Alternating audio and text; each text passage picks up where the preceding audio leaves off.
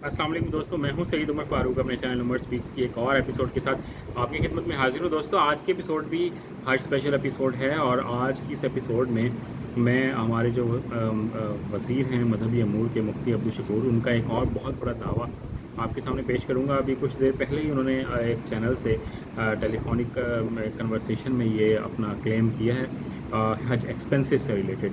तो वो मैं ज़रा उनका दावा आपके सामने रखूँगा, क्योंकि अभी तक ये लोग सिर्फ दावा ही किए जा रहे हैं, चाहे सऊदी गवर्नमेंट हो चाहे पाकिस्तानी गवर्नमेंट हो, बट अभी तक हज एक्सपेंसेस दोनों ही गवर्नमेंट्स अनाउंस नहीं कर रही हैं। और इसके साथ साथ मैं ये भी बताता चलूँ कि अभी बाकी कंट्रीज़ में भी हज एक्सपेंसेस डिस्क्लोज़ नहीं हुए हैं, तो ये परेशान ये भी ना हो कि सिर्फ पाकिस्तान में ऐसे हो रहा है, बाकी कंट्रीज़ में भी तकरीबन ऐसी ही सिचुएशन है। बट वीडियो स्टार्ट करने से पहले आप लोगों से सिर्फ इतनी सी रिक्वेस्ट है कि अभी भी 79% लोग वीडियो देखकर चैनल छोड़ जाते हैं। तो आपसे सिर्फ ये रिक्वेस्ट है कि अगर आप हज और उम्रा से रिलेटेड लेटेस्ट न्यूज़ से बिल्कुल इन्फॉर्म रहना चाहते हैं तो इस चैनल को अभी सब्सक्राइब करें, क्योंकि इस पर आपका बिल्कुल कोई खर्चा नहीं होगा। ये तो दोस्तों अब बात कर लेते हैं कि जो दावा किया है वजारत मजहबी अमूर की जानिब से मुफ्ती अब्दुल शकूर साहब, उन्होंने ये कहा है कि जनाब मेरे मुज़ाकरात जो हैं वो सऊदी गवर्नमेंट के साथ वो बहुत ज़्यादा कामयाब रहे हैं, बिल्कुल सक्सेसफुल रहे हैं और मैं हज अखराजात में बहुत हद तक कमी इंशाल्लाह ज़रूर लेके आऊँगा। तो मेरी ये दुआ है कि जनाब वो बिल्कुल कमी लेके आएँ। तो वो क्लेम क्या कर रहे हैं? वो ये क्लेम कर रहे हैं कि 2014 में 2014 में जो हज के लिए जो बिल्डिंग्स रेंट पर मिलती थी उनका रेंट होता था, किराया होता था 1200 रियाल।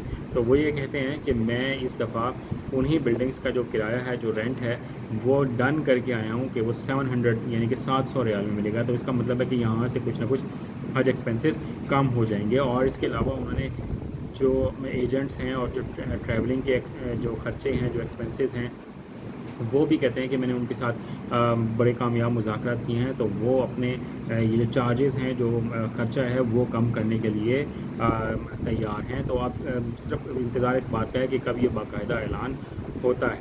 ठीक है। इसके साथ साथ उन्होंने एक और बहुत बड़ा जो दावा किया है वो ये कि मिना, मुज़दलिफ़ा और अराफात में इस दफ़ा सऊदी गवर्नमेंट की तरफ से इंशाल्लाह सबको यकसा पॉलिसी मिलेगी, यानी कि सबको इक्वली ट्रीट किया जाएगा, सबको अलग अलग ट्रीट नहीं किया जाएगा कि ये पाकिस्तानी सिटीजन्स के लिए ये एरिया है, टर्किश के लिए ये है, ब्रिटिश के लिए ये है, इंडोनेशियंस के लिए ये है, ऐसा नहीं होगा।